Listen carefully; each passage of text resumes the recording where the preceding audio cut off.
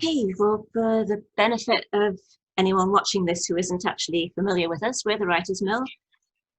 We meet on the third Sunday of every month with the help of Cedar Mill Library, and currently with the help of Cedar Mill Library's Zoom account.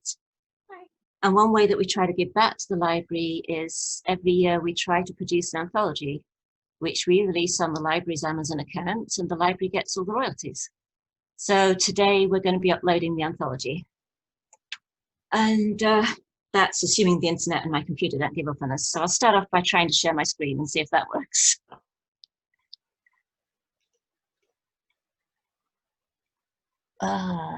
Good question. I don't know which screen I'm sharing. This one, I think.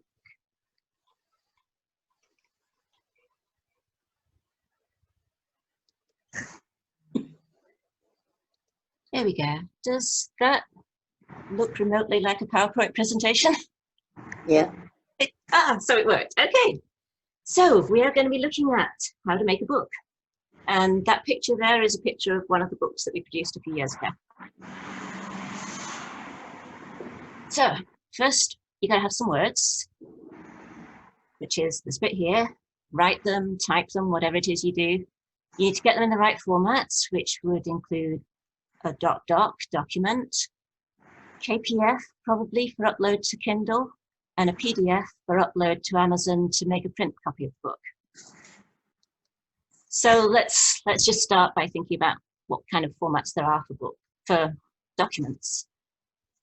Guessing most people are familiar with .doc and .docx, which is Microsoft's Super Doc. PDF, that's what people often send flying around the internet. That's a formatted document, and typically you can't mess with it, you can't change it. So it's a good way of sending something that you want to, that's in its final format, and a good way to upload your book in final format.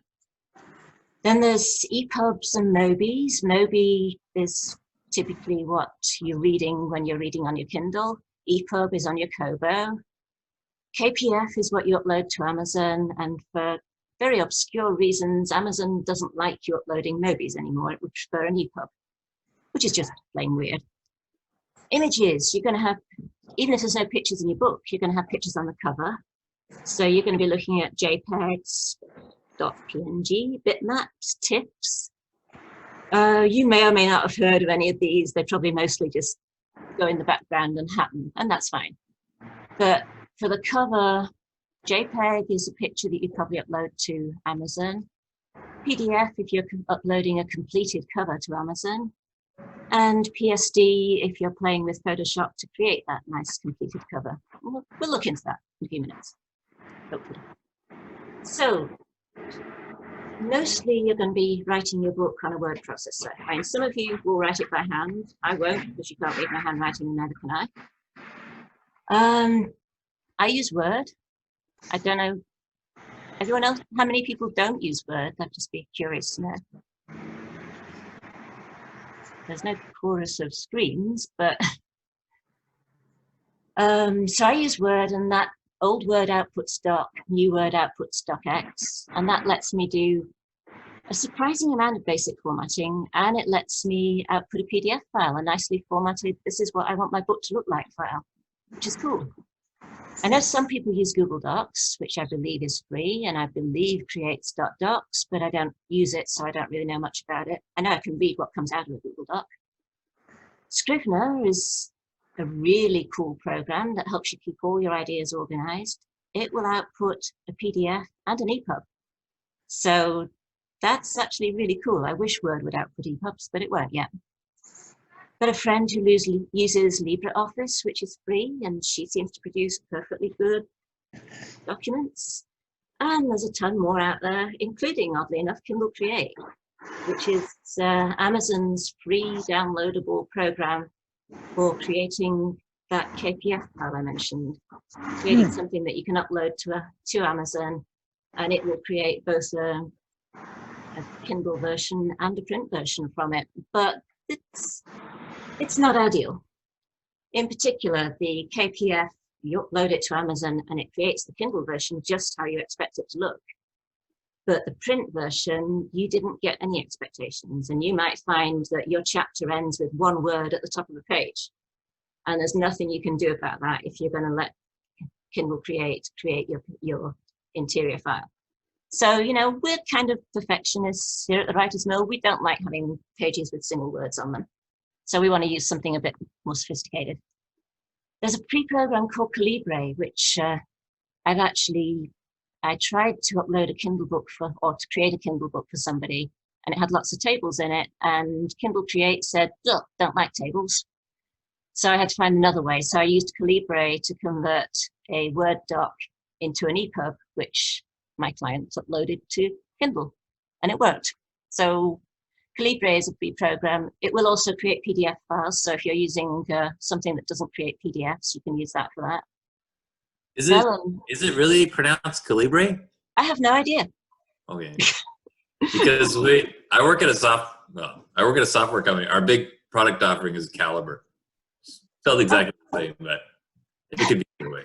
No, I'm not trying to correct you. I'm just saying.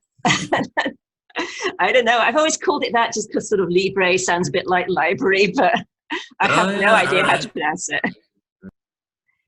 Then there's Vellum, which I think some people at the Writer's Mill have used, and it creates really gorgeous books. It gives you the facility to choose, yes, I want this beautiful font, I want this beautiful style for my book. It's nice, and it's expensive.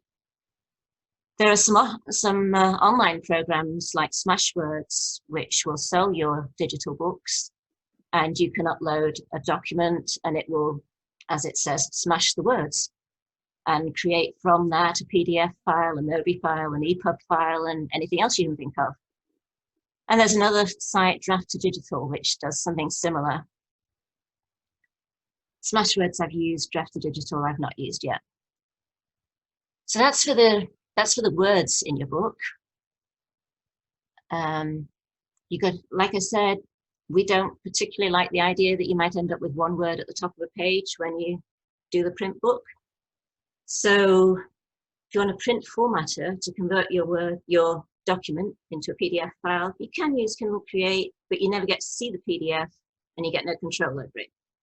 You can use Calibre or whatever, and or you can use Smashwords, but again, you're not going to get much control over the output. You're going to put words in and it's going to put a PDF out, and what you see is what you get. You can use an absolutely gorgeous program called InDesign, which lets you have total control, which is probably way more than you want, and it's expensive. You can use Vellum, like I said, which is really cool and nothing like as expensive as InDesign. Or you can use Word, which is not a page setting program. If anyone's ever tried to put pictures into their Word documents, they'll know those pictures tend to jump all over the page. So it's not a page setting program, but it can do a lot, and it can create definitely good enough interior PDF files. So that's what I will be using and what I have used. Anyone remember the espresso book machine at Pell's? Mm-hmm. Yep. Don't think it's there anymore, but that was very cool. So I just thought I'd use that picture. So word processors, Word lets you do a lot, and it lets you output PDF. File converters, you've got Calibre, amongst others, which creates PDFs, EPUBs, and MOBIs. Kindle Converter, you've got Kindle Create. You've got Vellum, which makes really nice books and ebooks. Scrivener, which outputs everything you could want. And you've got the wonderful InDesign. And that's great, but you still want a cover for your book. So again, free, you've got Amazon Cover Creator. If you're uploading your book to Amazon, it's going to say, do you want to use our Cover Creator? And it's a very adequate program. You can upload your own picture. Some of you might recognize this is the picture we uploaded last year. And you can choose different styles of cover. We chose last year to have the picture be the whole of the cover, but you can choose to have it just put on one corner, or if you remember that picture from the first slide, it had a sketch in a circle, and that was one of their options. The limitations of Amazon's Cover Creator are you put this picture in for your Kindle cover, then you say you want a print version, and it says, oh, right, well, we can only use this bit in the middle, which you might see means that the significant part of the picture, the rec there, ends on the back cover instead of the front cover. So we had all sorts of nightmares last year when we tried to upload everything in front of everyone at the meeting, and I went home and I made this. So you can use Microsoft Paint. You can take your pretty front cover picture, you can copy it and reflect it and stick the two back together and say, no, Amazon, use this in the cover creator for the print version. And it worked out really cool. There are online programs too. There's something called Canva, which makes really nice, free, cheap templates for front covers. So great if you're just doing a Kindle book. There's InDesign again, which is not free. There's Photoshop, which is not free, but gives you a lot of flexibility to create a nice cover. The limitations in Cover Creator are you have a fixed set of colors, and chances are none of those colors is quite the one you want to match that cloud. And you've got a fixed set of fonts, and there's a fair chance they don't have the font you want. And if your title is in this cover, so is your subtitle, which might not be what you wanted. So you're a bit limited, but you can do a lot, and it's cool. So let's stop sharing for a minute and open it up to questions. Anyone got any questions at this point? Apart from how to pronounce the Calibri. I mean, yes, Mary Jane, I think you're muted. Okay. I was just having a question with the vellum, with creates gorgeous print books and ebooks. Do they also do photos? Like, for instance, if you've got a photo that you've got for your cover? Well, vellum doesn't do the cover, so you're going to get your cover from somewhere else. Okay. So the Microsoft Paint, then with the Photoshop for the cover, then would be one of those selections there. That would be a good option, yeah. I mean, you could upload the vellum file and use Kindle Cover Creator. Okay. But if you want something really pretty, then I'd go for using Photoshop or something like that. Okay, very good. Thank you. Anything else? Okay, well, let's continue then. I'm wondering, I noticed she has Scrivener listed there, and I've never been able to figure out how to use Scrivener, even though I've been shown something about it. I don't know. It didn't seem like I could do anything with it, but I didn't realize you could actually create books in it. And I thought I'd heard that it didn't work with Word, but apparently it does, from what you said. I've never used it. I think Judy's used it, and probably some other people. So if people want to talk on vellum, then we should add that to our list of things that might maybe get someone to talk about next year. I was asking about Scrivener. I don't know about vellum. Yeah, sorry. Yeah, if we want someone to talk about Scrivener, we could try and get someone to do a talk on that next year. Yeah. As I say, I've not used it, but I have been tempted, so I would like to know more about it. Yeah. If you do NaNoWriMo, well, I don't know if they're doing it this year, but the year that I did NaNoWriMo, they give you can have a sample Scrivener that you can use for, I think it's like up to 6 months or something like that, without having to pay for it. And it's not too expensive a program from what I've heard either, so yeah. Yeah. Okay, well, shall I share the screen again and we'll move on a bit? Okay. That work? Yep. Excuse me. Okay. Okay, so what happens when we're producing the anthology is you guys send lots of entries. There'll be pictures, there'll be poems, essays, stories. They're all in some sort of document, some sort of .doc format. And I stick them all together. That creates a master document. And normally I'll stick all the text in there. I'll try and get all the fonts to be the same, have a standardized, everything's going to be indented by this much kind of thing. So no tabs, no spaces at the beginnings of paragraphs, no extra spare lines between them, all that kind of stuff. I'll stick some contents in, I'll make the headings all match so that I can create the contents list. And eventually after all that, I have what I call my master document, and it's a Word doc. And it's been edited by everybody who volunteered to edit. It's probably been edited several times by several people who volunteered to edit. And now I've got to create an ebook file.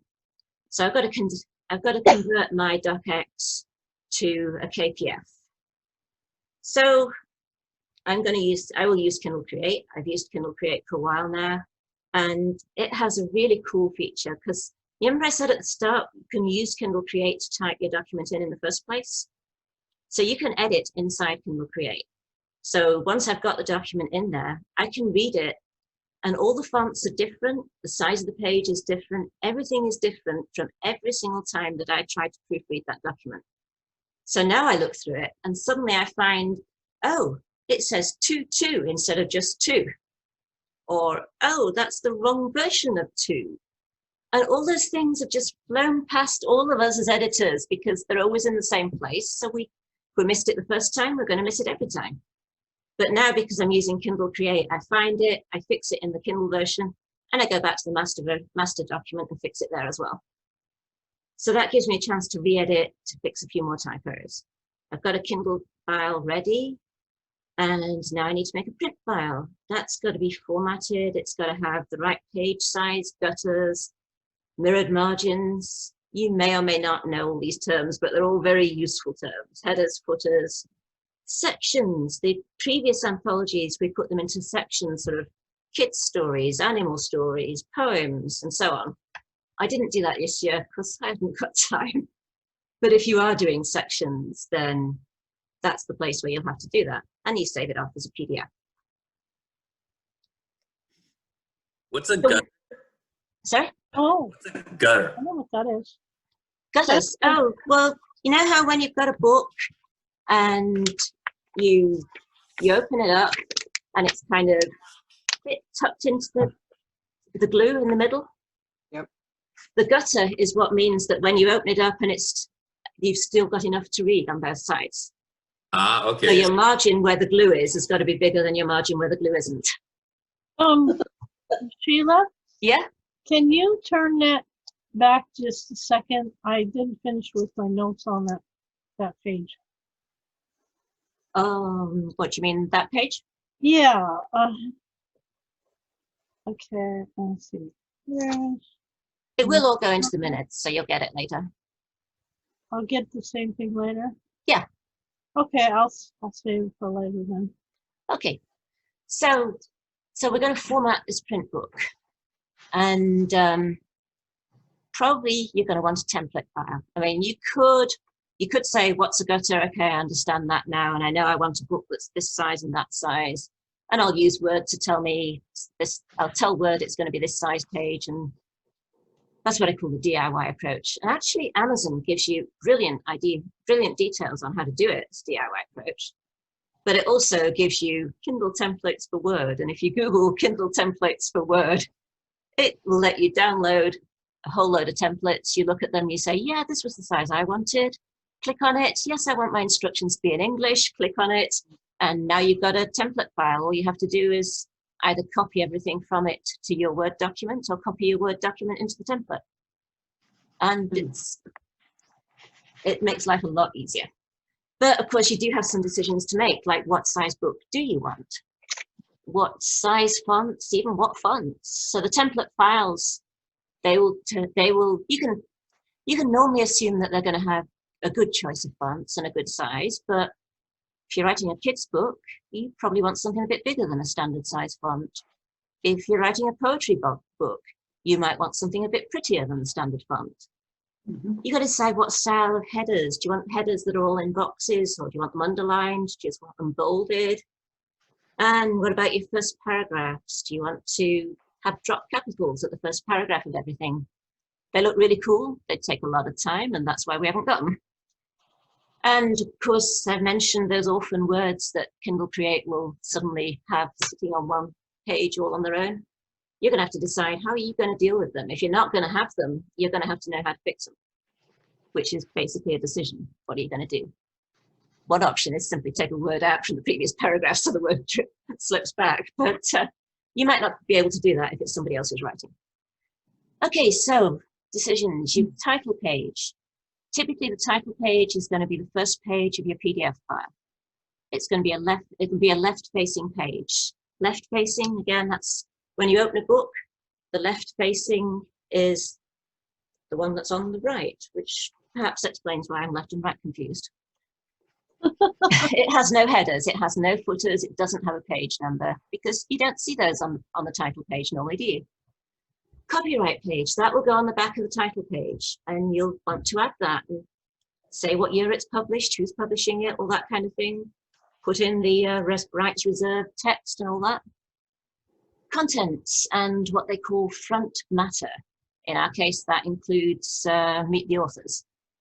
If you're going to number those pages, you're probably going to use Roman numerals, so you've still not got normal page numbers. And then you get to, okay, well, where are the normal page numbers? They're where the text starts. Your story starts on page 1. Your novel starts on page 1. Your prologue starts on page 1, or the first book story in the anthology starts on page 1, which should always be a left-facing page. Look at any books and you'll see it's always left. The odd numbers are always the left-facing pages. But now you've still got a decision, where are you going to put those page numbers?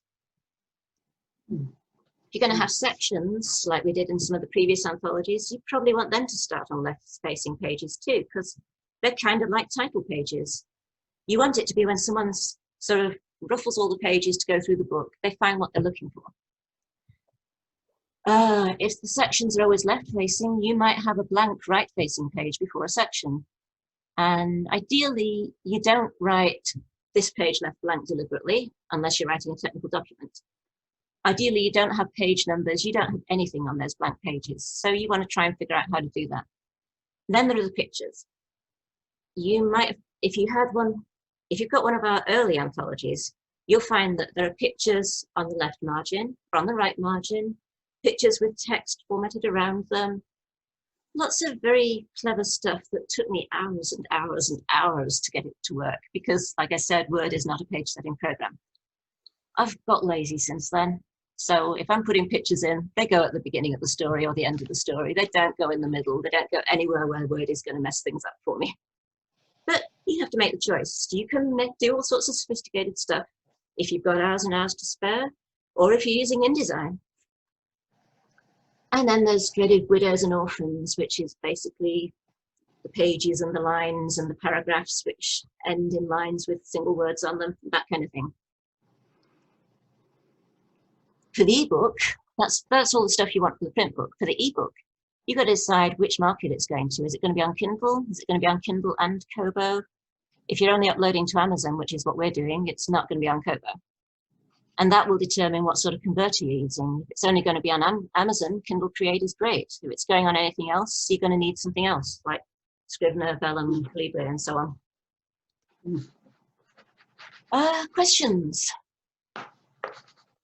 On those blank pages that allow you to keep all the pages, the printed pages, left facing. Yeah. Do the blank pages have page numbers on? They will, unless you do something to make them not have page numbers on, yeah. But you want to make sure that your page numbers start at the beginning of your text rather than the beginning of the book. And you want to make sure that the blank pages don't have page numbers. So you'll do that. If you're using Word, you'll insert a section break and say section starting on left-facing page. And then the previous page, Word will make blank for you. I don't know what other word processors do, but that's what Word does for you.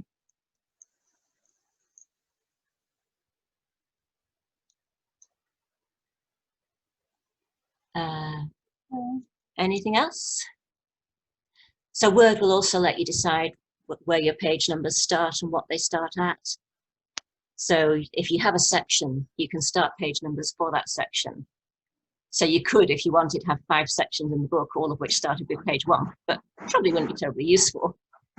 But if you put a section break after well, in our case, after the Meet the Authors, then after that section break, you say, I want to start inserting page numbers, and I want them to start at number 1. And it'll do that. If I'd wanted to use Roman numerals earlier, I'd have had to put another section break somewhere and say, I want to start Roman numerals, and they start at this number.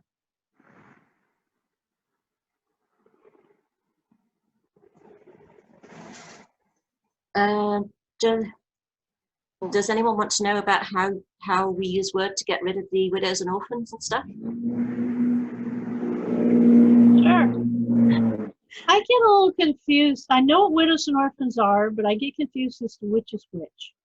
Well, me too, but I'm confused between left and right, so why not? Doesn't Well, really matter, does it? I mean, as long as we know we don't want them, it doesn't matter which is which. We just want to try and get rid of them. just in case I needed to inform somebody or something, like if I was doing a proofreading job, I would like to know.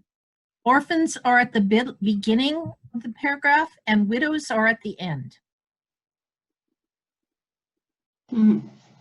Okay.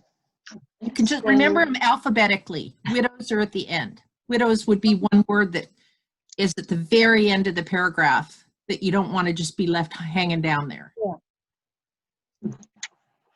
So if you're using Word, you can use Shift Enter to force an end line, and that will let you move another word down to the next line, and do it a couple of times. You can get another word down from the next line to the next line. And that's basically what I do in Word to try and get rid of those. I missed what you use. What? Shift Enter. Oh, Instead of just, Enter. yeah, because you're writing a paragraph, you're not going to have any enters in a paragraph. And if you put an enter, then you're going to have an indented, oh, here's a new paragraph, which is not what you're looking for. But Shift Enter just gives you a new line. To get rid of, will that work with both orphans and widows? Or, Sorry? I had trying to process this. Anyway, yeah, that will change the end of the page, right? For the widow, to get rid of the widow. That's called a soft return. Thanks. It's helpful to just make your paragraph look nice. You might want to go through sometimes. That's very nitpicky for a book. But occasionally there's something that's just really... I'm nitpicky. I don't know how to do I mean, you'll often end up putting a soft return in even the first line of the paragraph because it had a long word in it somewhere, and that will sort out the rest of it. And if you do it at the beginning of the process, it can be really dangerous because it's... Yeah, absolutely. Don't do it before you feed it into Kindle Create, because it causes chaos in ebooks. Yeah. So that's why I said earlier that you want to have your master document and then your Kindle document and your PDF and your print document as separate items. Thank you. Shall we continue? Or did someone have a question? Well, I just wanted to say that if strictly in a Word document, there is a way to make your pictures stay in a certain place on the page. I don't know how that is affected when you go to upload it, but just in the Word document, there is strictly, but when you start moving text around on the page and saying, okay, I want this story by Joanne to appear before the one by Jean, then the positions on the page start jumping. Then you have to move the picture. Yeah, and you can get very unpredictable results. Or if you decide you needed the picture to be a little bit bigger, it works great as long as the picture doesn't have any text around it. But once you start flowing the text around the side of the picture, then it does jump, despite the fact that Word provides it.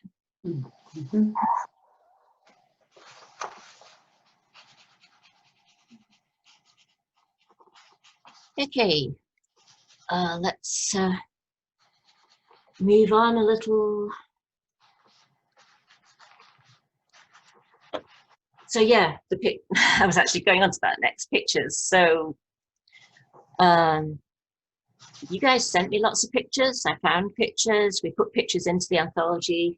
I loaded the anthology into Kindle Create, and quite a few of the pictures looked a little weird. They'd have kind of lines across the middle, and they'd be all pinkish above the line and all yellow below the line or something.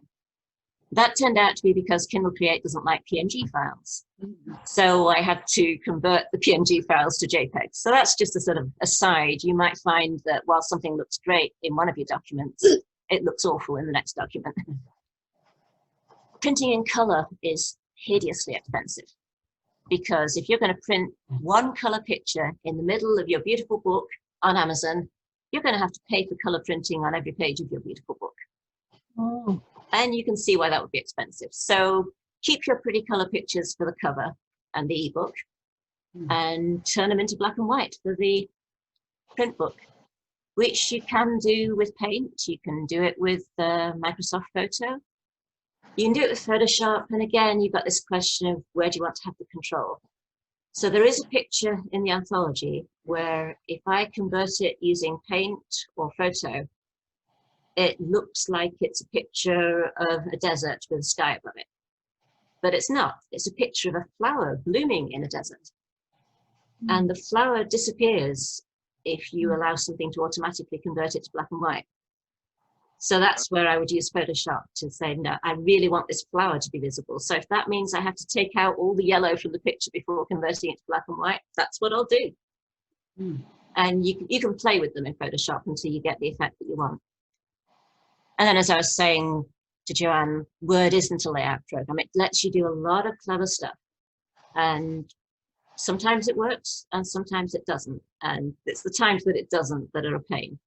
I did use Word to do those earlier books, but it took a lot of effort to put things back when they moved. And that's why I stopped doing that. But I don't have a layout program because they're expensive. So cover pictures, that's the picture that we all care about, yeah?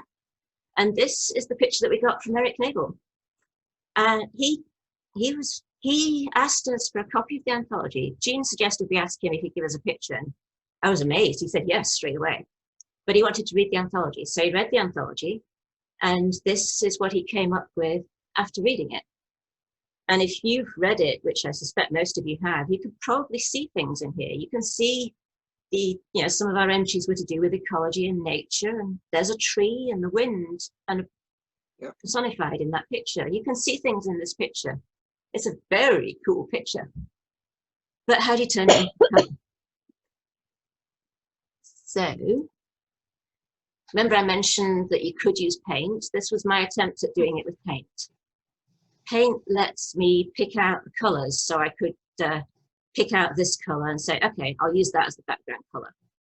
I could pick out this one and say, I'll use this for the text. And that's what I came up with. It's pretty basic, but it's probably better than Cover Creator would have given us.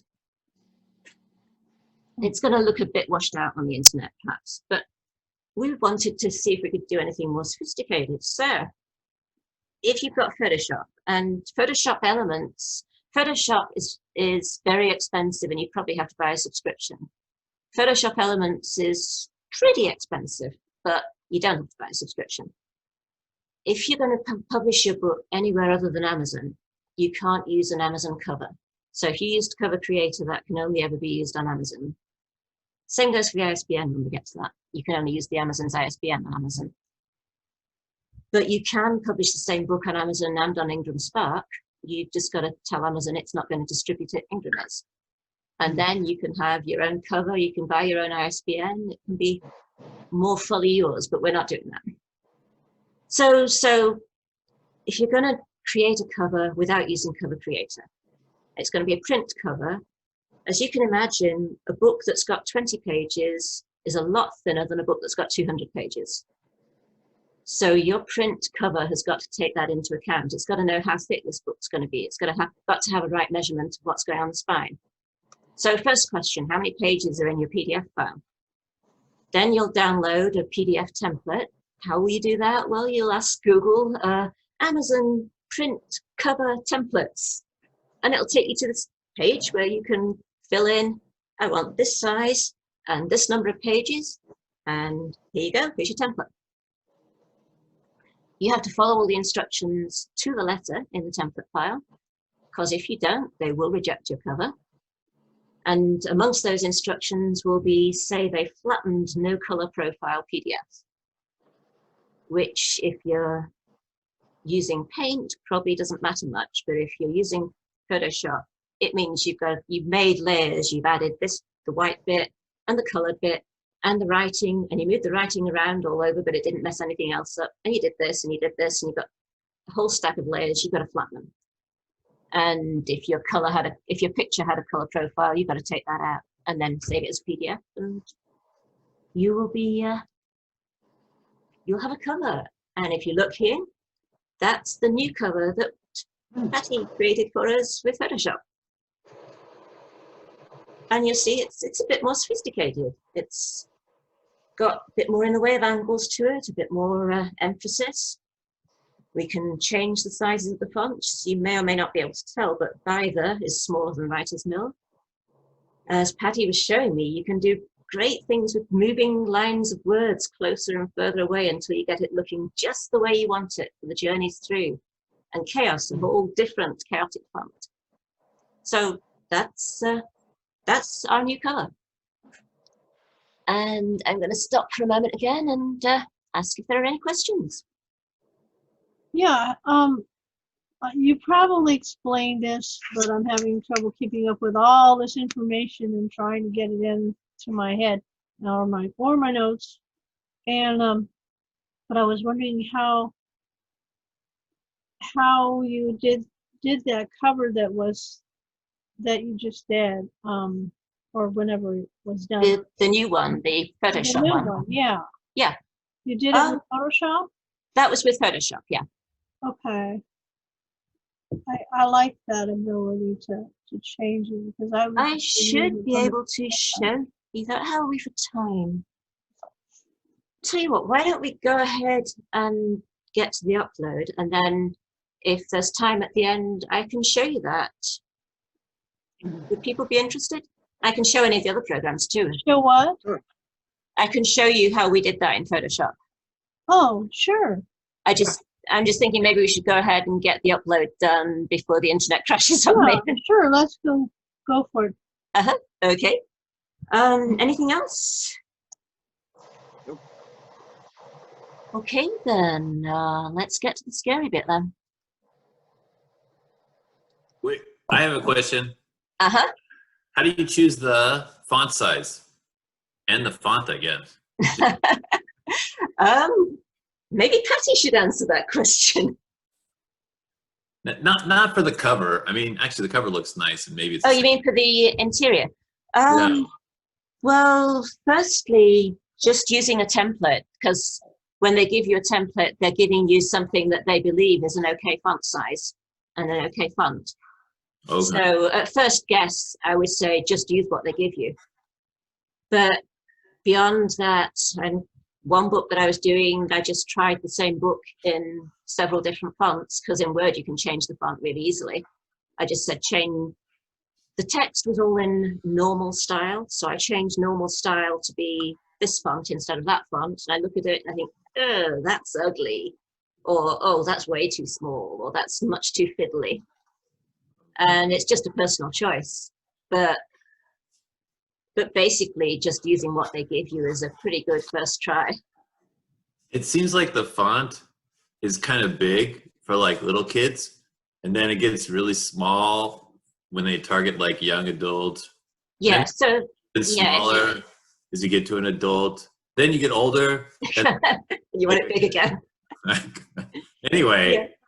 Well, Google is your friend in this. So I was writing children's picture books at one point, and I wanted to know what's a good font for kids. How do you choose? And I think Google was telling me things like, don't have a serif if you're writing for children. Don't use those curly A's. You know, the A's that sort of have a little loop at the bottom instead of just being a nice straight line and a curve. Don't use those for kids. Yeah, So just look on Google and see what sort of things it's recommending, and then see how it looks. Okay. All right. Yeah, I was just thinking, well, yeah, like this anthology or whatever. I mean, this material, it seems like it's, well, I don't know. It just seems like books my eyes are like going crappy. So I'd love to have a book where like the font's like not quite like you concede that you need this huge font, but like somewhere in between. Yeah. Yep. But, I've been picking up a lot of the books that I read when I was a lot younger, and I'm thinking, wow, this is much harder to see than I remember it being. yeah. This All is right. Thank you.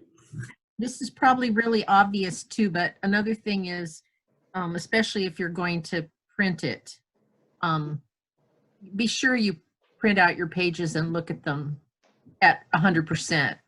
Don't just take what you see online on your computer screen, because it can look really different. Yeah, that's true. Yeah, and with the anthology, we produced several, so we've reached the point now where we're saying, let's just use last time's template and put this one into the last one. So we use the same fonts as we've used before. Okay, so time to upload the files. And if you've got your book ready and you just sit at the computer and start uploading, you're pretty soon going to reach the help, what on earth are they asking me for and what do I do next stage? So we will try not to reach that stage now. What I've tried to do is create a directory that's got all the things I'm going to need, and we'll see if that works. Things that I will need: a KPF file, because I'm going to upload a KPF file to the Kindle. A JPEG front cover image. So what Patty created for us is a front, spine, and back. And I cut off the front, made that into a JPEG. That's going to be uploaded as the cover for the Kindle file. I still need the docx for the interior because at this point I have no idea what the ISBN is going to be. We have not bought ISBNs. We're doing this on the cheap. And Amazon will give us a free ISBN. So when they've given us the ISBN, I'm going to print that inside. I'm going to put that inside the doc. And then I'm going to resave that as a PDF. And that PDF will be what we upload. So I need to have that docx file handy. I've got to have it in the directory ready and waiting. PDF cover, that's what Patty's created for us. And then, because I've done this before, we will need a master document with title, subtitle, author names, page size, page count, in case they ask me for those things, a short description of the book, and anything else I can think of on the theory that I will almost certainly have forgotten something. So let's find my directory. That's not the right directory. Uploads. See, it's got a good name. Title info. Whoa. That's pretty. Here we go. Let's put that over here. Can you see my Word doc? Yes. Okay. Can you read it, or is it too small? It's a little small, but I can read it. Okay, I can. Let's do that. That'll make it a little big, but we can still read it. Yeah. Okay. I've got the title. I've got the subtitle. The author. Okay. So previous efforts at this, we upload books to Amazon Kindle and then to print. And then one of them says, no, we're rejecting that one. You find out a couple of days later, we have rejected your submission because the author name was wrong. And you think, well, what's wrong with the author name? Well, you didn't tell us that the author was called The Writer's Mill, but it says on the cover, by the Writer's Mill. And you think, well, it says inside that we're all members of the Writer's Mill, but that's not good enough. So I'm going to remember to call the title, call the author, this mythical person whose first name is The Writers and his last name is Mill. The ISBN, I want to make sure I remember to put it in, so I've got a message there. Authors, there's a lot of us. And there is no way that either the print or the ebook version will allow us to list all of those. So we can list some, we can pick them randomly, we can start at the beginning, though that seems a bit unfair on whoever comes at the end, or we can list none.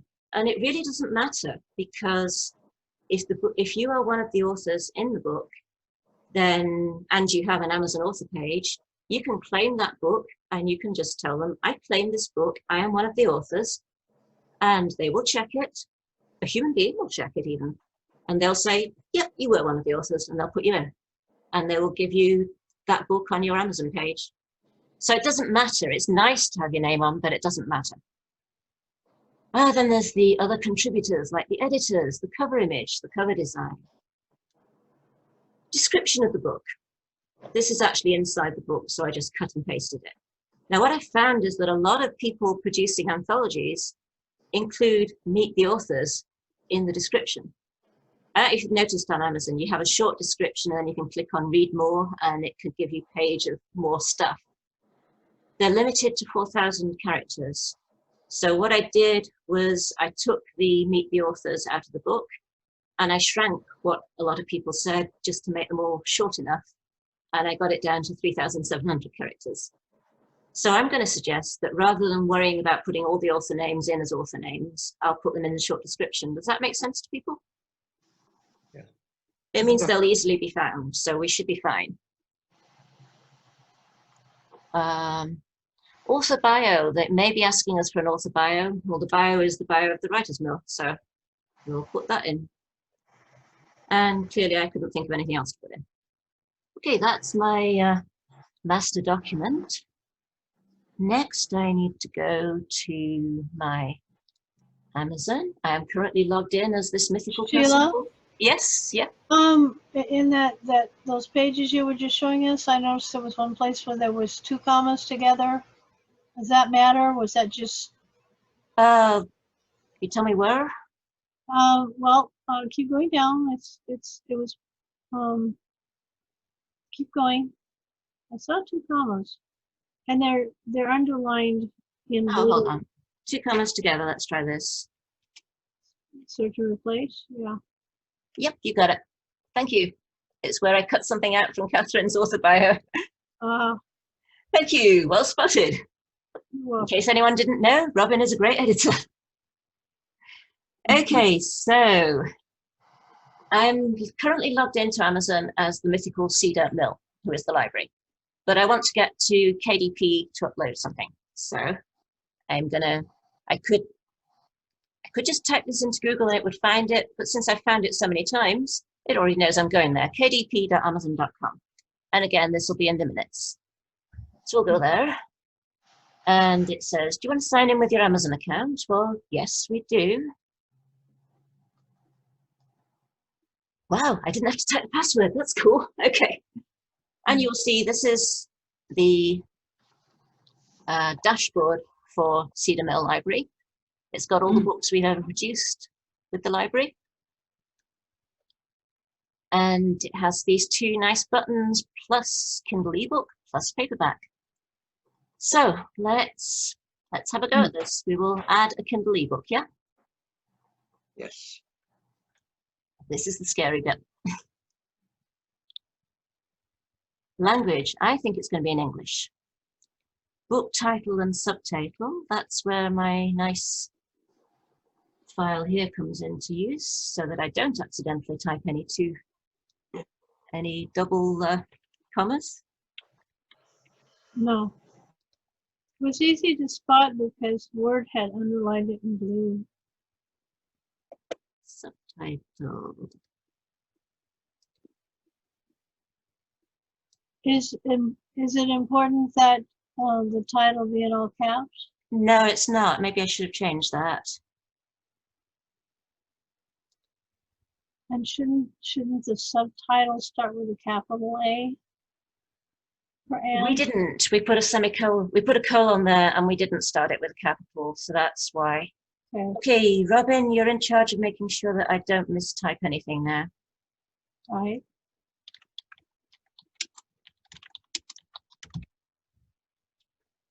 Okay. Do you need to do the colon on that? I guess. I don't think But so. not for the The colon's really separating the title and the subtitle, so I don't think I do. I think we should capitalize through. Did we on the cover? Don't think we did. I think we have a series, so let's try. This is new. They've never asked me this before. Select series. I'm getting a little bit. Don't see your series listed. Okay. Search for. Be nice if it would come into a series, but maybe no. Okay. Apparently we don't have a series yet, so never mind. Yeah, it said the series is a new feature, so. Okay. Well, we don't need to put an edition. Primary author, I think we decided is the writer's Yeah. mill. Yeah. Then, as I say, I could include some contributors. Do we want to or not? Sure, why not? While we're thinking about it, why don't I stick this huge thing in and see if it works for the description?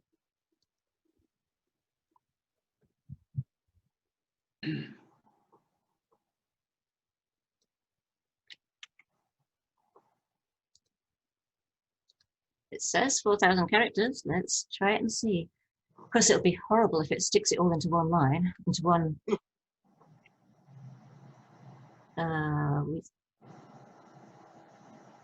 Let's see if I can add some more spaces.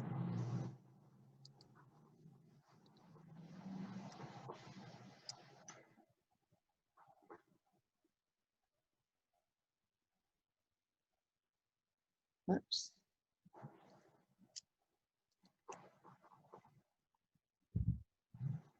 Since we've got 145 left, I'm going to try adding some more, just for.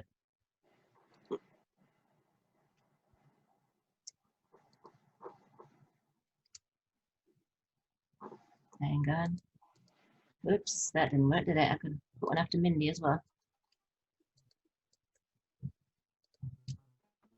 It's just because I've seen somewhere these end up as one enormous paragraph with no spacing. Yeah. So I'm trying to avoid us doing that.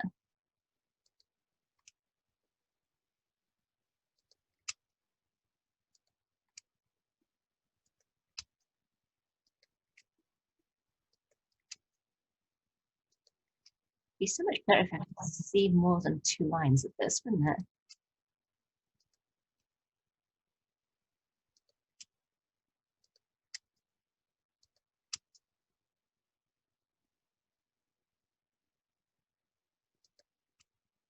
Okay. All right, I'm going to just click on this button. You're going to yell out if you see anything that looks wrong.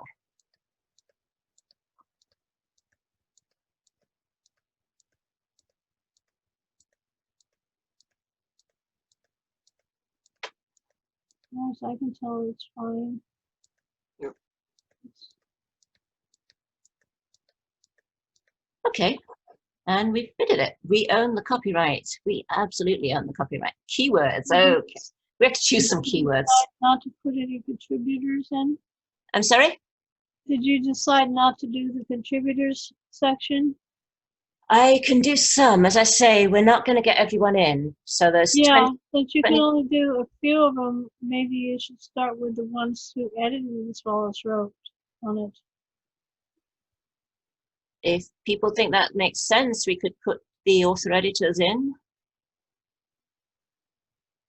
Do you want to do that? Someone else answer. Yeah, that'll be good. Okay, right. Okay, so where's my document again? That would be Catherine. Take a look at this, everybody. Can you fit 6 in there? How many will they allow? Actually, I don't know. Hmm. We'll just try it and see. Oh, Sheila, you're too humble. You put yourself last. Whoops, I don't want the numbers.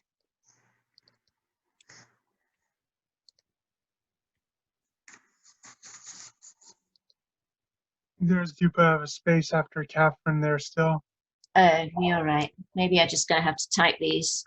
Hold on, I'll just shift this document to the other Space side. takes the place of the E that's not there. Which I keep putting in and then having to be reminded to take out. Okay, Jean. Please check that I'm not mistyping anybody's name.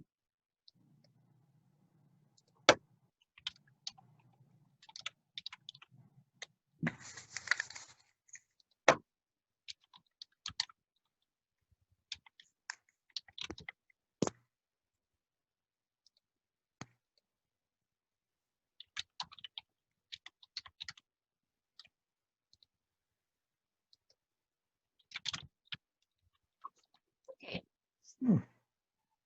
I think you misspelled your name, Sheila. Misspelled what? No, I'm just kidding. I said I think she misspelled her last name. Oh, That's definitely right. Okay. Keywords. These are words that you want people to search for. I'm going to put anthology because I know that's a good one. Yeah. Given that this was challenges of 2020, do you suppose 2020 would be a good keyword? Yeah, I think so. Okay. Come up with more words. COVID-19. There's a few stories about that. I guess we want to make these keywords. different genres where Sorry? How about the different genres that are included, like poetry and That's a good idea. nonfiction, short Poetry, fiction, essay. essays? We got 2 more to go. Challenges. Yeah, that's a good one. Or current. Are there any more? Oh, current. Chaos. We probably want to put a word with current. So current issues, current affairs, current. What do you think? Chaos. Current chaos.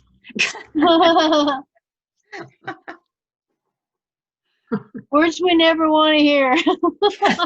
Actually, I rather like that one. Why do we put that? Well, actually, we didn't actually get that. I was kidding, but It might work. It just might work. we didn't get our November entries into this book that is on that. But we still have some that were going to be in November. What? We still have some entries in the book that are in November. Oh, that's right. Yeah. Okay, next we have set categories. So literary collection. I think we're a literary collection, don't you? Yeah. General? Mhm. Yep. And Yes. we're allowed a second category, which could be American, but Mum's English. Let's see if we can find anything better.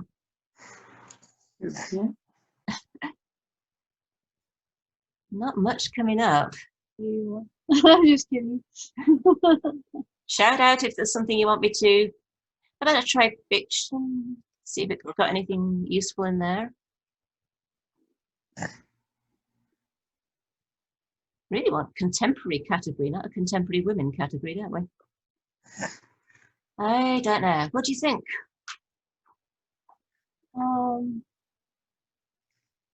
Let's see. So fast.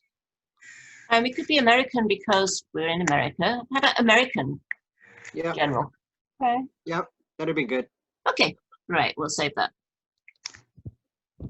Age range we're not going to set because it's anything. We are ready to release our book now. We are, honest we are. And we'll do a save and continue. Yep.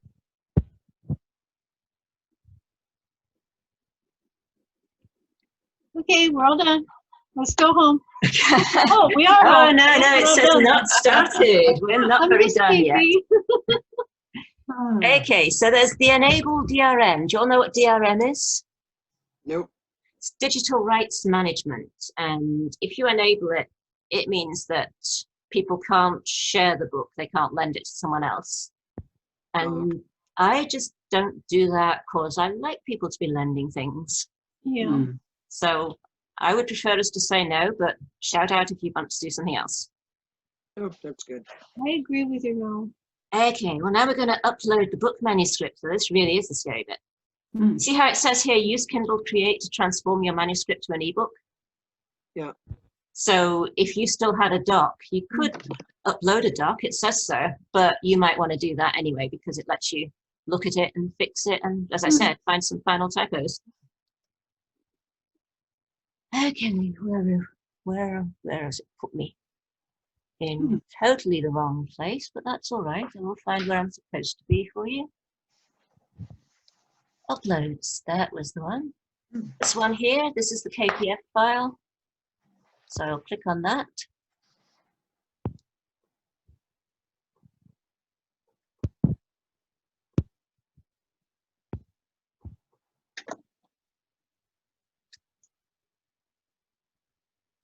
And we can talk among ourselves or get cups of tea and coffee. It shouldn't take too long before it starts saying that we're allowed to do the cover. Sheila, so when is our book going to be ready? Assuming nothing goes wrong, the Kindle version will be ready tonight. And again, assuming nothing goes wrong, the print version will be ready maybe tomorrow night. Oh, okay. But I quite regularly get messages from them the following day to say, we rejected it because, and then I have to fix whatever the because was. Okay, so here it says use cover creator. and you can upload your own picture. We're not going to do that this time. We did it last time. This time we're going to upload a cover that we've already created, and it says JPEG or TIFF only. There we go. That looks remarkably like the cover we just created. Yeah, we'll put that in.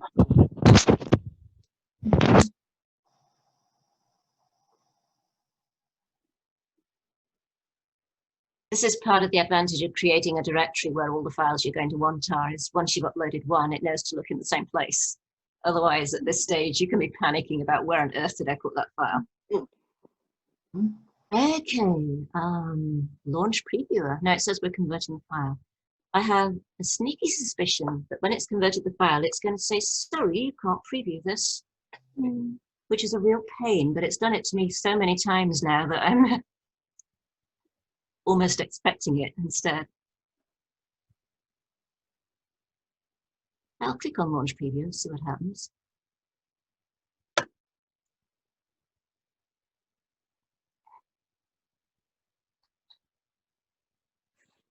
It's kind of frustrating. They're giving you this program that creates the file that you want to look at, and then it says, we're converting your file, and sits there and converts it. And in the old days, I could upload a Mobi file, which is exactly what Kindles read, but now it says, well, we'd rather you did it as an EPUB, and then we'll convert that for you.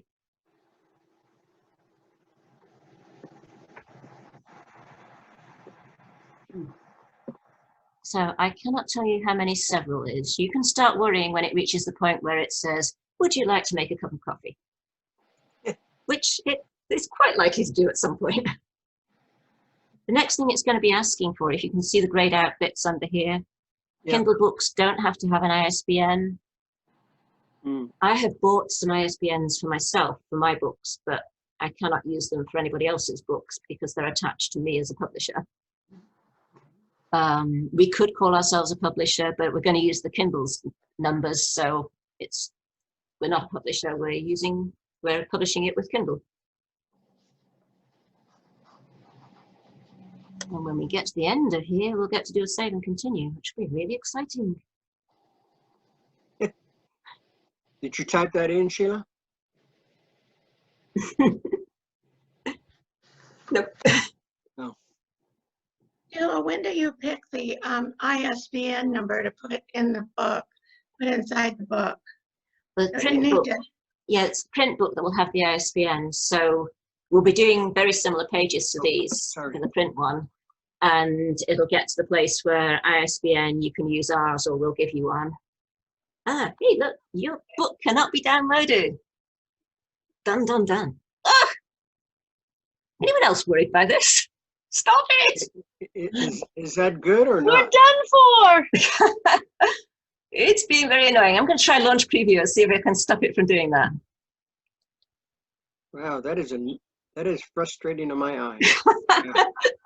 It's very frustrating for mine too. It stopped. My eyes are bad enough. General rule of thumb, if you're going to do anything like this, something is going to go wrong, something is going to go crazy. You just got to have plenty of coffee and tea to soothe yourself. It doesn't appear to have done anything when I said launch preview, so I'm going to try that again and hope it doesn't do done again. Well, it's converting the file again. Oh, it is, isn't it? Oh, really? You can download. I'm going to try save and continue and see if we can do anything with that. What does that mean when it says saving. converting the file? What does that mean? It's, if you'd loaded a Word doc to it, then it would convert that to the format that Kindle wants.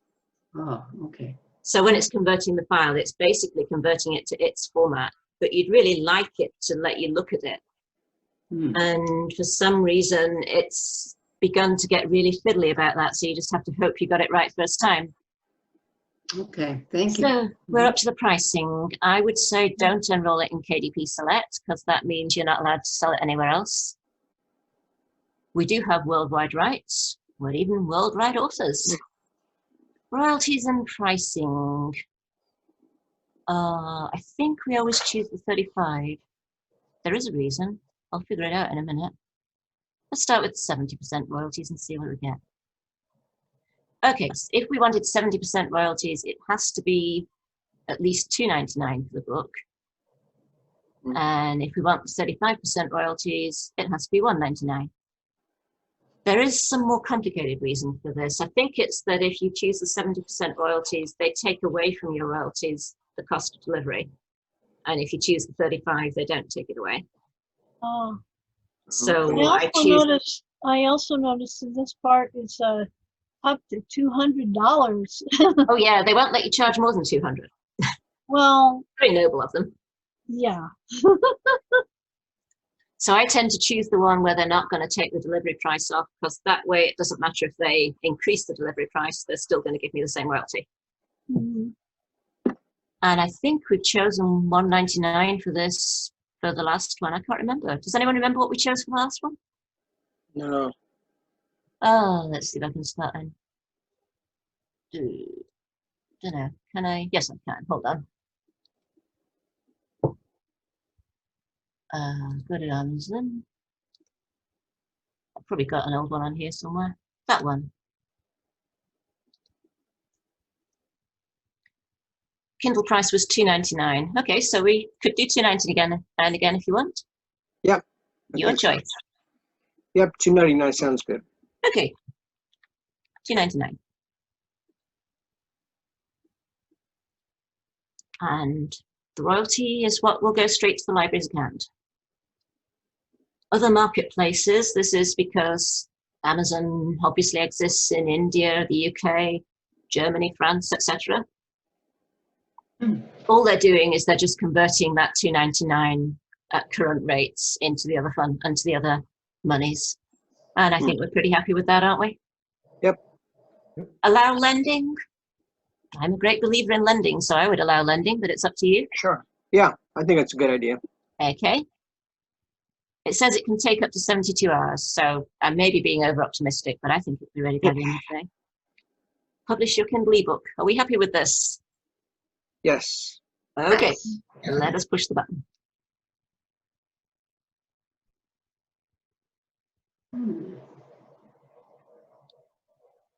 You're done. There you go. There you Yes. go. And it says, do you want to publish it as paperback? And I think the answer to that is yes, yeah? Yes. Start your paperback now. Wow. And you'll see that they've copied a lot of the info across for us. So it's in English, it's called this. And we don't have a series, we don't have an edition. It's by the Writer's Mill. We have the same authors already listed. Yep. If we change those, it might get confused. Looks like we have, yeah, we've got all that listed already. That's good. Yep. We own the copyright. We've got the same keywords. We've got the same categories. We don't want to change those. Nope. It doesn't contain anything inappropriate. So Nope. we'll save and continue, yeah? Yes. Yes. Right. This is the bit you're asking about. So we'll get a free KDP ISBN, yeah? Yes. Okay, I click that button. It cannot be used with another publisher. They're just letting you know. We know that. We will accept that. Okay, so. So Sheila, will that automatically get printed on that copyright page then? No, I have to do that. So I'm cutting and pasting that now. Okay. So go to my folder. See, I've got the challenges print file here. I will open that. And who knows where it's going to open. Let's bring it across I here. do wanted the final. Well, it was nearly final. There you go. Don't you want that on the final? Well, this is the Word doc. The one underneath it was the PDF. I'm going to have to remake the PDF because I can't edit PDFs. So I'm going to put it in here. I think this was print final, wasn't it? Well, No, it's not. well, It wasn't. No, it didn't say final. oh, yeah. I mustn't have given it a final title. I put it in here as print. Yeah, the final that I've got in the previous directory, that's the one that was the final version I was going to upload to Kindle Create and convert to print. So when I uploaded that to Kindle Create said, okay, the name of this document will always be Challenges Final. But when I converted it to when I made the print file of it with all the extra spacing to make things look right, I called it the print version. Okay, well, you know what you're doing, so okay. There's an extra Take your word ISBN for it. after ISBN 13. You're right. I'm going to take out the ISBN 13 bit. Thanks. How did that 13 get there anyway? Sorry? No, I didn't see the 13 before. I did wonder what was there. That looks really weird without the hyphens in it, but that's what they gave me, so that'll do. Okay, so now I have to save this. Anyone want to check anything in it before I save it? I can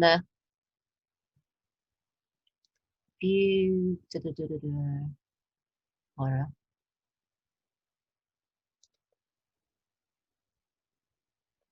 This is what it looks like. Looks pretty much right, does it? Yep. Okay, well, let's do the save then. File, save as, and I'm going to save it as a PDF. And I'm going to save it over the previous PDF. Yep. And this will actually display the PDF file once it's saved it. So I'm going to drag that over there and you can look at it with me. Just because I know somebody else's eyes have seen it at the last minute.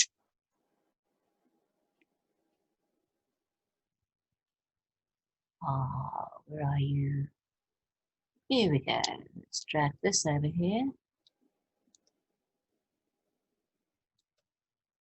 View, page display, 2-page view. And now you get to see exactly how it will look. This is where we can check a really important thing. So please check this with me as we go through. First of all, we want to be sure there's no page numbers until the first page. That's right, yeah. Next thing I want you to check, remember I mentioned gutters? So this is the margin, it's relatively small. This is where the gutter is between the pages. And if you forget to mirror your margins, you end up with a big margin here and a little margin there on that side, which would be less than ideal, yeah? So we're working on the print copy now. Yeah, this is the print copy. It's got the pictures all converted to black and white. So you're just looking to see if the margins look right, page numbers. We made an extra space between the volume number and the page number, so that would look a bit clearer. You're going to scream loudly if it looks like suddenly the pagination failed or anything like that, because these things can happen. And it's been looked at by loads of us, loads of times, but these things can still happen.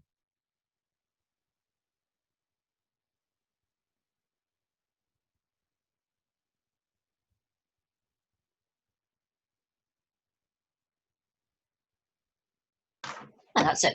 Okay. Are you purposely skipping through pages? Sorry?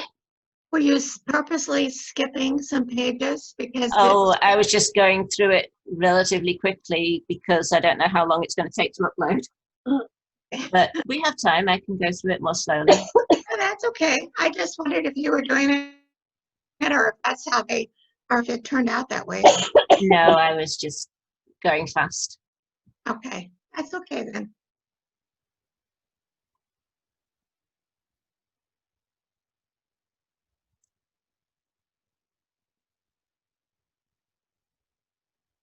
So yeah, some of you won't have seen the black and white pictures yet, but I think they came out okay. Took quite a bit of fiddling for some of them.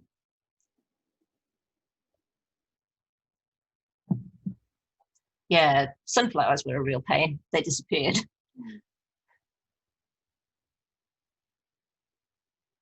Sheila, I have to tell you, my piano students' parents are very happy that their daughter is going to be in the book. They're excited about it. That is cool.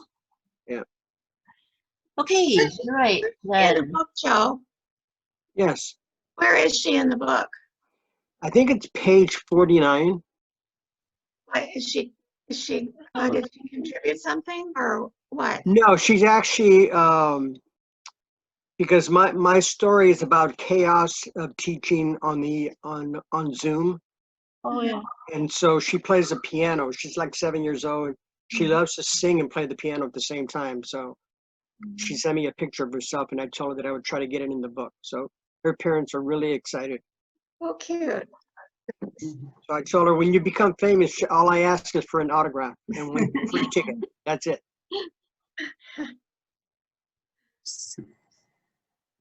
Are we still sharing, or did something disappear then? No, you're still sharing. Okay, I kind of lost the bit at the top of my screen that told me what I was doing, so shout out if everything disappears. Okay, we've assigned the ISBN, we've put it in the book, we've resaved it. Publication date will be the date on which they publish it. That sounds good to me. Print options. I'm going to recommend white paper because black and white pictures look way better on white paper. Yep. And I'm not going to recommend premium because that's the really expensive stuff for color pictures. Trim size, we chose 6x9. Bleed settings, I just take the default because I don't know too much about these things. Ask Patty, she knows a lot more. The cover finish, do you want matte or glossy?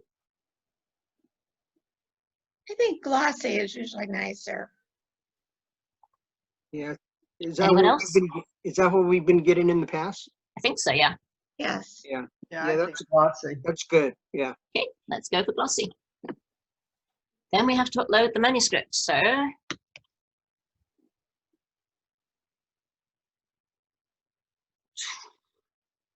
showing it in a different order. I'd rather see it how it was. There we go. There we go. Challenges print 2:17 p.m. That's the one we just created, yeah? Yep. Okay.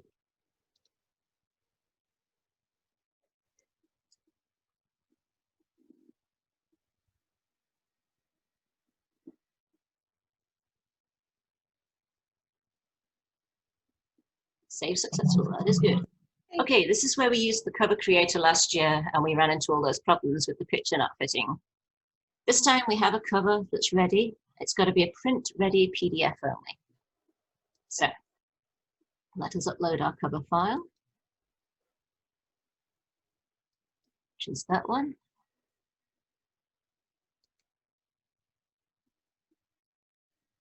Sheila, I have a question about the cover.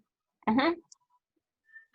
Not that I want you to change it or anything, but just noticing that the subtitle is not on the cover. So, It's on the back cover. oh, You remember you sent me an article about people using long subtitles. So I followed up on that, and it seemed like the recommendation was if you've got a really long subtitle, don't try and put it all on the front, put it on the back. So that's what I did. I mean, it's not like it's really long, but that's what we did. We put it on the back. okay, okay. See this box here? It says check this box if you're including a barcode. If you'd bought your own ISBNs and if you wanted to have the price of the book in the barcode, you would have to get a barcode from somewhere else, put it on the cover, and then check that box to say it's done. We're using their ISBN. They're not going to put the price on the cover. We don't even know what the price is yet. So we're not going to check that box. They're going to put a barcode into a nice little white box that we left ready for it. Now we will try to launch the previewer. This time I think it will work.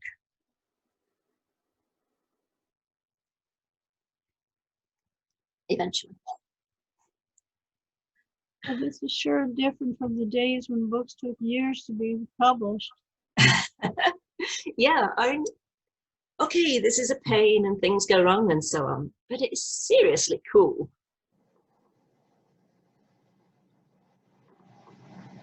Or Gutenberg, monks had to copy each line by hand. And then there was the time we had to write all the books by hand or with a quill pen. I went to Jane Austen's house a couple of years back in England, and there's this tiny little desk. It's a really small table and a quill pen on it. And they say, yeah, she sat at this little table to write her novels with a quill pen. Wow. That must have been exciting. It was very cool to visit, yeah. I bet. If you want to go further back, you can look at the pictures on cave paintings. Well, right, yeah. Before writing, there was drawing.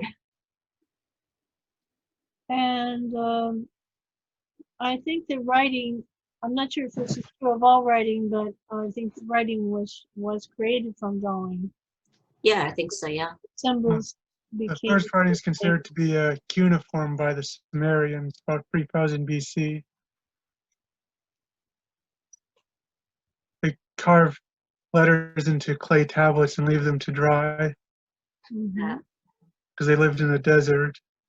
And the shape of the letters was based on the tools available rather than anything else. Probably. But weren't they also shaped according to some different sounds and meanings that they represented? Yeah, but they're typically not sort of like copperplate and all those cool swirly letters, because Yeah. trying to do it with a hammer and chisel, you're not going to make cool Yeah. swirls. Yeah. So I know when the Vikings made carved runes, they had all their letters be straight lines and stuff, so it'd be easy to carve. Mhm. And I think there's writing in some Samoan tattoos, and it's frequently left, right, inverted because you're doing it with your right hand holding the needle, making the shape. Oh, they tattooed themselves, huh? I have a question. Uh-huh.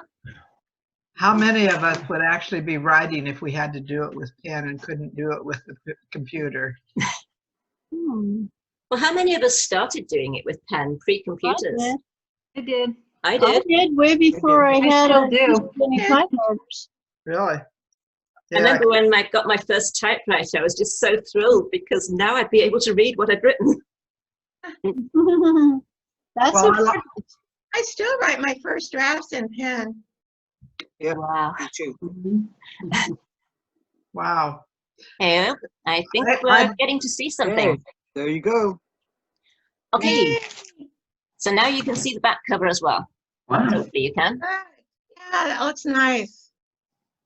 So we kind of split up the subtitle to make it look good. Or Patty did. Patty did wonders on this. I can see why it's a good idea to put the long title on the back, because when they're showing those little thumbnails online, you wouldn't have been able to read the writing if the Yeah, whole that's- title was there. Absolutely, yeah. Oh, just in case anyone didn't know, the library has changed its address and we've got the new address on the back of our anthology. Oh. Oh, I think actually it's had its address changed for it rather than strictly changing its address. The library's address has changed? Yeah, it's on Saltzman Road now instead of Cornell. It's still at the same place, Robin. It's just a different address. Yeah, Yeah. I know. Some addresses have been changing lately. I know my. Sheila, did the library just turn the building around? No, I don't think so. Give it a new address? But maybe somebody turned the roads around or something. Oh, maybe. Yeah, I was wondering if so many of the new businesses that are going in, right in front of the library, if that's what's prompted them to change the address. It might be, yeah, because they all need Cornell Road addresses, yeah. Okay, so this is the quality check list on the side here. They want us to make sure that we check these things. So they found nothing that will stop us from submitting it. That's definitely good. Doesn't mean there's nothing that will stop them from accepting it, but it says they've removed non-printable markup. That is probably the contents list. So I will click on page 7 and see what they removed.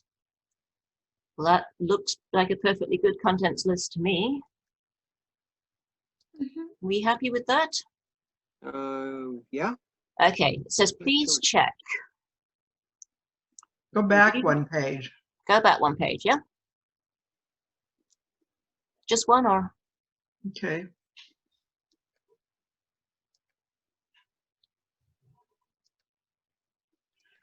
So this is a left-facing page. It's got the title. That's the title page on a left-facing page. On the back of the title page, we've got the copyrights. We've got the ISBN. They're probably going to ask us to confirm that the ISBN is right. So here we go. Check the title name, okay? The title name is Journeys Through Chaos, yeah? Yes. The author name. It's not on that page, but it's on the front cover, so I think we're fine. It says there by the Writer's Mill. The ISBN. Okay, Eagle Eyes, does this ISBN agree with that ISBN?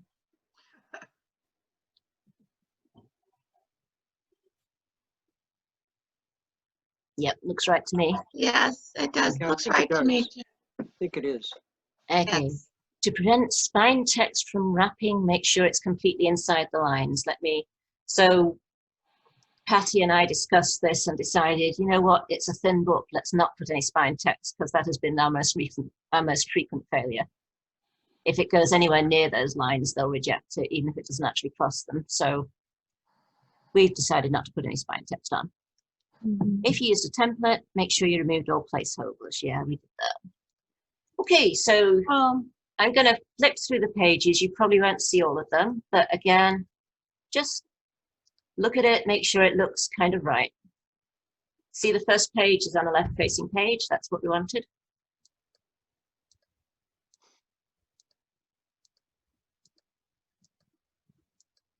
And you can tell we got the gutters right because it looks the pages all look centered in their rectangular boxes.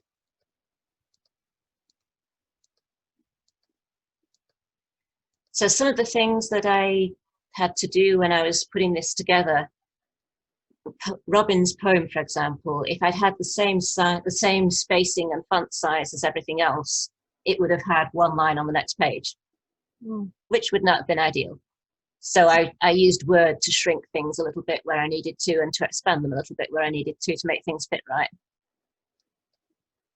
Good. You did a good job.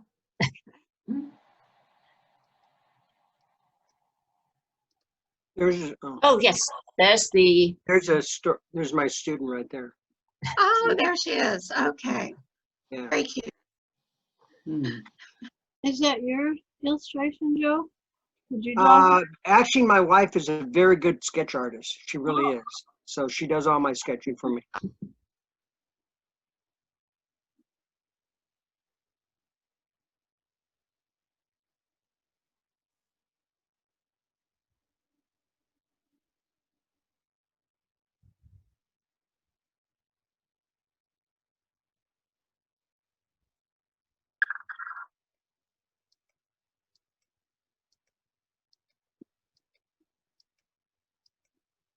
So I guess we've got quite a few pages with no pictures there, but they fitted together.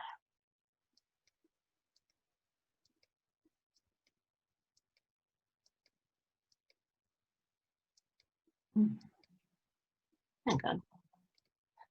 Sorry, right, it was two different pictures of trees. My brain said trees. No, trees again. It was different trees. It's okay. Love trees. We like trees. And that's it. Okay. So here we have exit previewer or approve. I think we're going to go for approve, shall we? Yep. Okay, let us approve this. We approve this message. Okay. Go down to the bottom. Print cost is $2.83. And we should make a note of that. I think that's going to be okay with the $4 that I asked for it. So let's do a save and continue.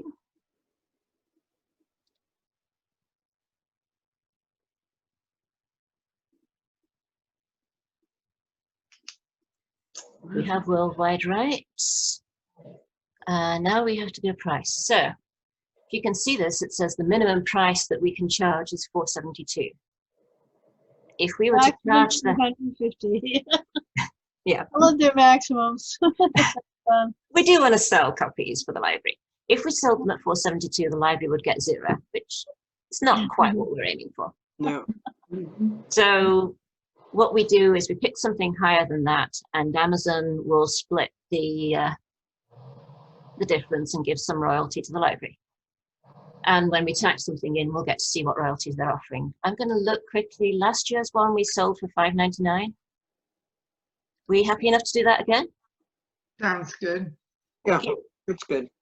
That price will be the price that you or your friends and neighbors can buy it directly from Amazon.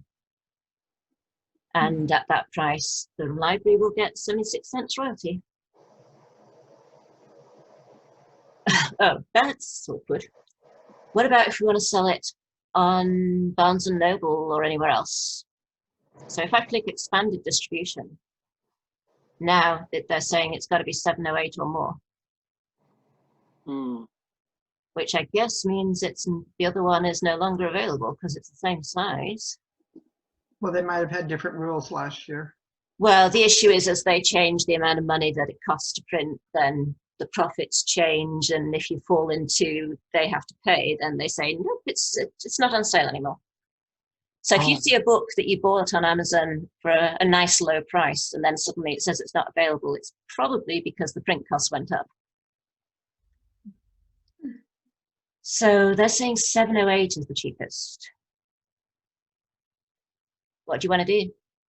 So We that can leave if it at $5.99 and it'll only be available on Amazon, or we can increase it and people can buy it from Barnes & Noble, but it won't be in the stores because why would Barnes & Noble accept something where Amazon gets paid for it being sold? So stores will not buy it.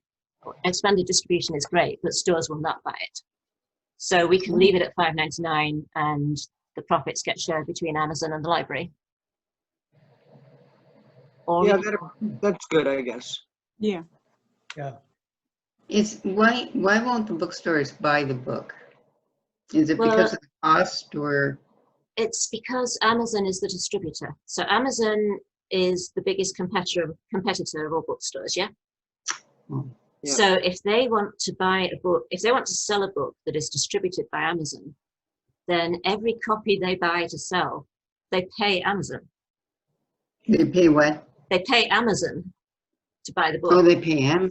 Yeah, Oh, and then I see. Amazon gives the library whatever little dribbling bit is left over. I see. So Amazon gets the lion's share of the profits if it sells on Barnes & Noble, and Barnes & Noble don't want to do that. I mean, why would they? You couldn't get it, so you couldn't get it from Powell's?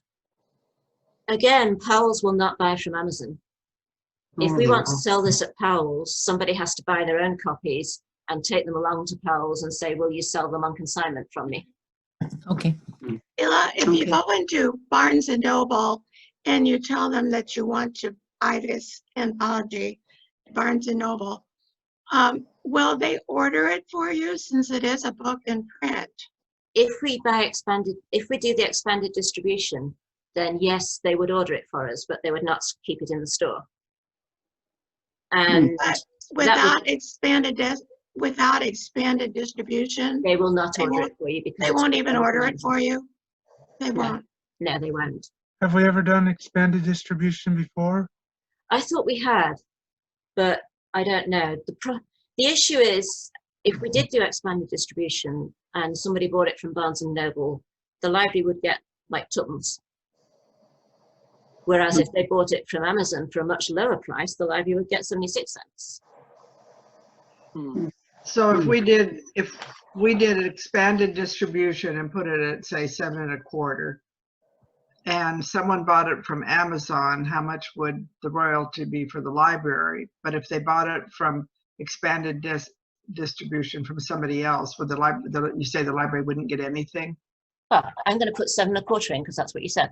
Yeah, Okay. like a If we made it 7.25 with expanded distribution, the library would get $1.52 from each sale through Amazon. But from each sale through Barnes & Noble, the library would get 7 cents. Not worth doing then. No. Oh, okay. Okay. And likewise, each sale through Powell's, because at that point, Powell's would buy it for a customer, but the library's only going to get 7 cents and Amazon gets plenty. And we've reduced the amount of people who are going to buy it on Amazon because the price is because it costs more, yeah. Yeah, so put it back to $5.99. Okay. Okay, and now they're getting 76 cents from every sale. And what are the other marketplaces? Those are probably the other Amazons. Okay, so again, they're converting the price directly from $5.99 to whatever it is elsewhere. So, for example, all the copies that I buy for my mum and my brothers and co, I'll be buying at $4.54 from Amazon in the UK. pounds, before. Mhm. And So- you may be the only one that cares about the other countries. Oh, I don't know. Oh, that sounds mean. I do. Yeah, there you go. Yeah, I have friends over there too. That's right, you do, yeah. And postage from here to the UK is so lethal. You're much better off buying it from Amazon.co.uk and paying British postage. Mhm. If they sell the book to another country, which, for instance, to Japan, for Japan is instance, there. would they be automatically translating the book into Japanese? No, they won't translate the book. No, they just translate the price. They translate what? They just translate the price. The book stays exactly the same. So my mum has a friend in Germany who has bought some of our books, but he buys them in English. We'd have to do something completely different for translation, and you wouldn't want any automatic translation at all. It would be lethal. Okay, all right. Yeah. So how somebody in Germany, for instance, who buys a book that's written in English, Everybody in Germany speaks English. everybody in Germany speaks English. That's Okay. pretty literally. How I used to go have a pen friend there, and I'd go and visit her, and everyone I would met spoke English. Oh, that's good to know for my novel because I have a character is from Germany.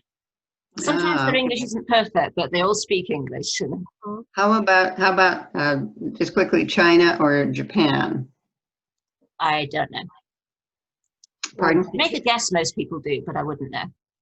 Well, talking about stuff I really know about, but don't the Europeans learn multiple languages in schools? And Yeah. English is usually one of them. The Chinese and Japanese probably don't learn English in school. So And I believe Okay. the Japanese. yeah, I believe the Japanese learn English. Yeah, Japanese learn English, although their English that they learn in school is not terribly great. But I wouldn't worry too much about not having it translated, quite Mhm. frankly. There are a lot of people who speak English in Japan still, like people from here or whatever. Okay. yeah. Okay, thank you, Seriously, we're not Bettina. going to get many sales abroad anyway. Right. Okay, thank you. People from Taiwan speak perfect English, so Okay, are we ready to push this button? It says publish your paperback book. It will be on sale for $5.99. We happy? yes. Okay. I should push the button. No, wait. No, I'm just kidding. Too late. Gotta change a word. no, you're in charge of all the changes. Oh, why did you say wait? Look at that. The service or feature Oh, you're trying to use is currently unavailable. Uh-oh. Try again later. I didn't do it. I had nothing to do with this. Sheila. I That didn't is push anybody. crazy. I have never seen that one.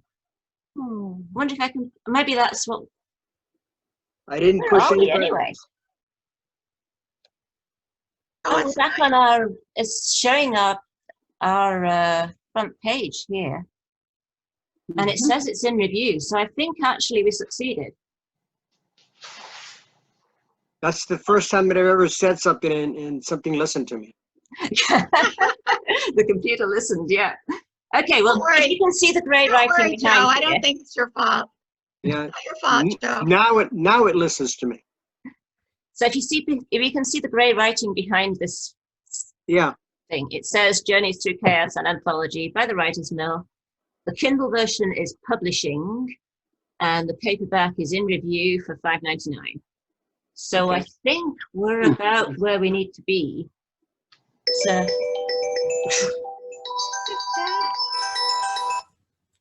Is that for me? no.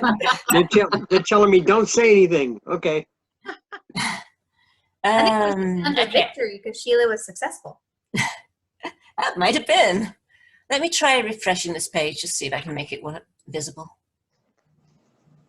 I'll keep quiet now. I won't say anything. Here we go. We've done it. It's there with a picture. Yay. Wow. So as you see, it's not yet available. Not I. The library will get emails to tell it when it's ready. Luckily, I'm able to log into their account. So Oh. I will tell you when it's ready. Okay. And that's about it. And we've done pretty well for time. It's 1:45. Oh, okay. So,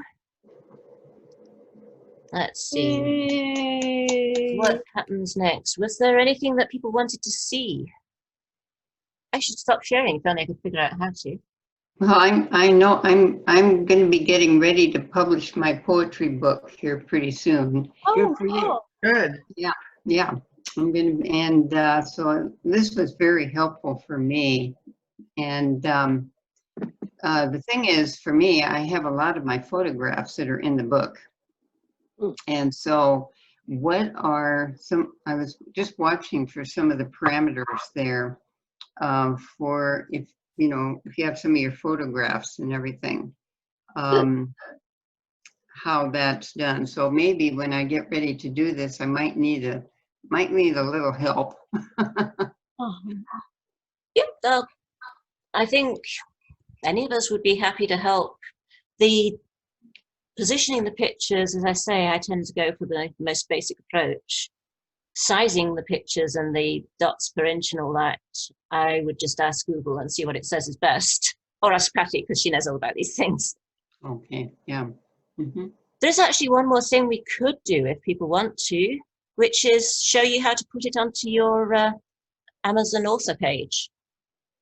Amazon author page. Ah. Yeah, Oh, do we all have yeah. author pages?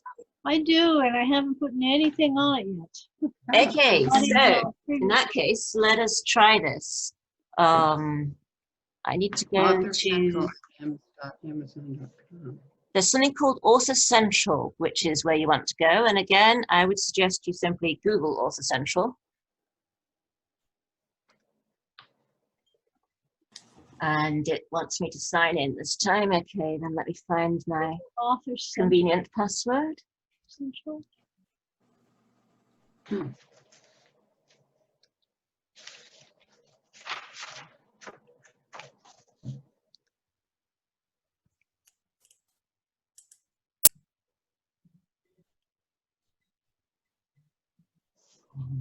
mean you can't just go to Amazon and then find your page? You have to Google it? No, I had to Google Author Central, which seems, unfortunately, I can't see what's underneath that bit of writing there. Hold on, let's try this. Move it over there. It's not, it didn't like my sign in. Okay, let's try again. Do we all have author pages on Amazon? You only have them if you claim them. So you have to claim your author page, and you do this by going to Author Central, where you'll be logged in with your Amazon credentials. We've already joined, oh, they've updated Author Central. Join the new Author Central. Yes, yes. Do we want to get tips? I'm not sure the library really wants its inbox filled with tips, does it? Got an opinion on that, Laura? Oh, I'll leave it checked. I'm not sure which account it goes to, so it's probably fine either way. Okay, welcome to the new Author Central.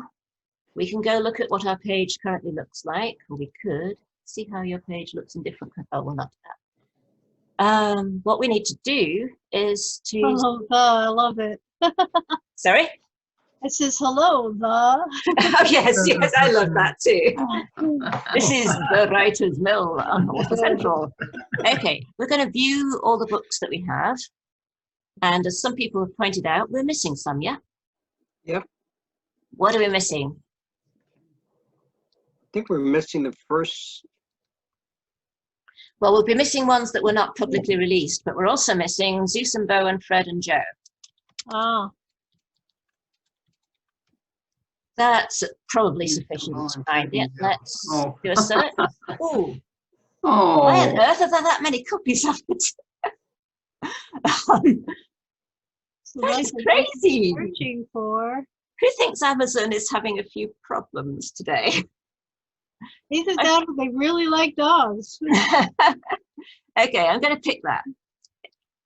That is definitely our book. So I will say add this book. Confirm the author name. Well, The Writer's Mill was not listed back then, so I'm going to say I'm not listed.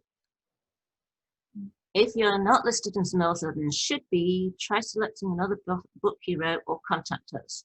Well, let's contact them. They've changed everything. This used to be automatic. You just said, but I'm one of the authors, and they checked it for you. But never mind. Contact us. I'll click on that.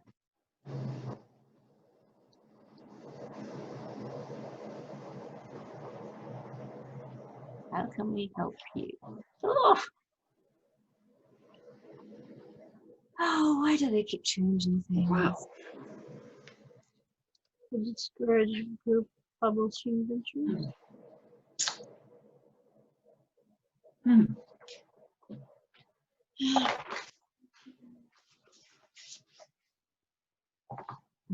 So Sheila, you have an account for the Writer's Mill. Are you suggesting that we all look on that, or are you suggesting that each one of us could have an author's account because we have an we authored something in the book? If you go to Author Central, which you have to Google to find where they've moved it to, because everything moves, Google Amazon Author Central. Go to it, try to log in, and you log in with your Amazon account. And it will say, just as it said to us just then, do you want to join Author Central? Because they've made it a new Author Central, you have to say yes to that. Then you have to do what we're doing now and try to add a book. And if the book has your name on it, they'll add it automatically. Clearly, if it doesn't, they've decided to make things more difficult for you. So I think I have to do the contact us. So do you need to have an account with Amazon? You do need an account with Amazon to do this, but you don't have to be using the account, you just have to have it. Okay. So you had a list of authors there that you could have checked. You could have checked your name. Yeah, but I'm logged in as the Writer's Mill at the moment. Okay. So it was asking which one of these people is the same person as the Writer's Mill. Okay. But And it actually just sees the instead of the Writer's Mill. So well, the rest of it, I mean, it's only saying, it's like saying hi Sheila instead of hi Sheila Deeth. It's just using what it thinks is my first name. So I think that's the one I want to fix. No, that doesn't sound right. Let's try author profile. Add a book. There we go. If you're unable to add the book and you persist, okay, we will send an email to them.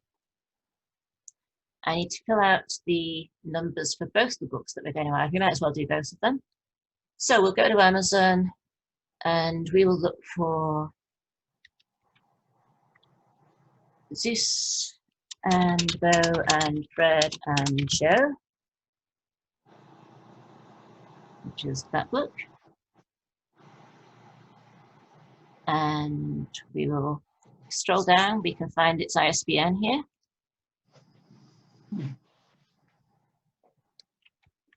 So go back to where I'm contacting them, the ASN or ISBN. Oh, it only wants one of them. Okay, and we'll give it that one.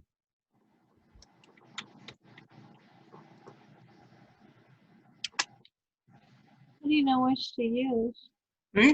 Always the 13 one? I'm just cutting and pasting because it's easier than typing. Title of the book.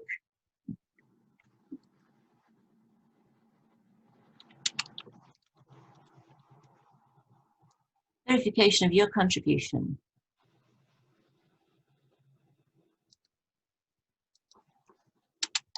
As on the cover. Additional info, they don't need any additional info. That's good, isn't it? Does that look right to everyone?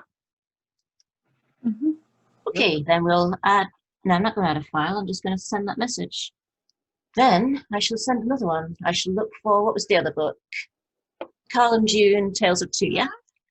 No, I hate to interrupt you, but you already announced the contest winners for November yet? Yes, Karen did that at the start. Oh, I guess I was late. Well, never mind. I'll find out later. Sorry. Okay, let's send another one. Add a book. Send us an email. And this one also has our name on the cover.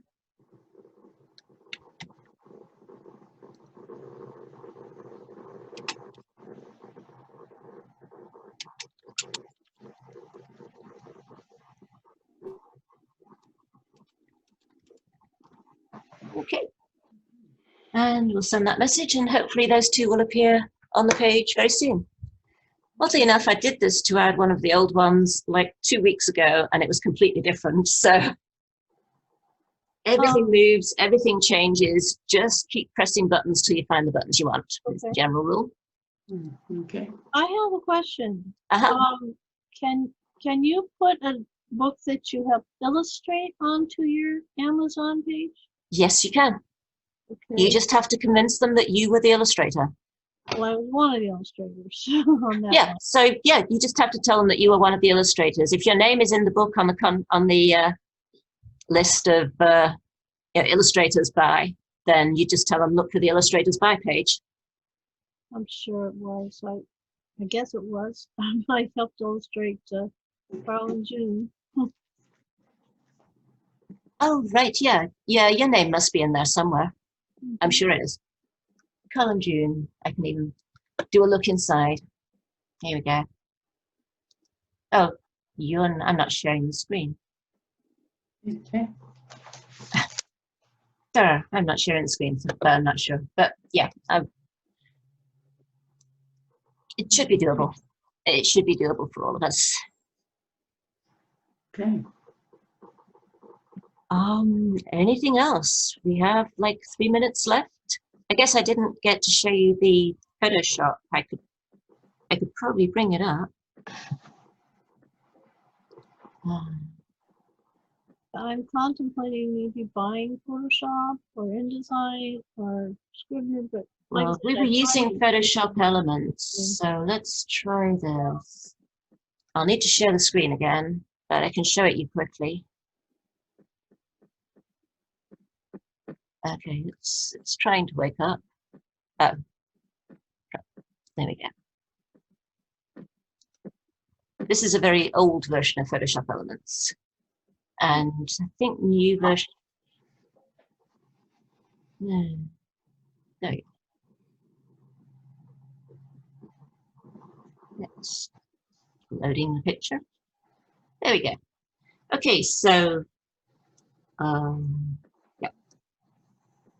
So this, if I hide everything else, that's probably the best thing to do to start with.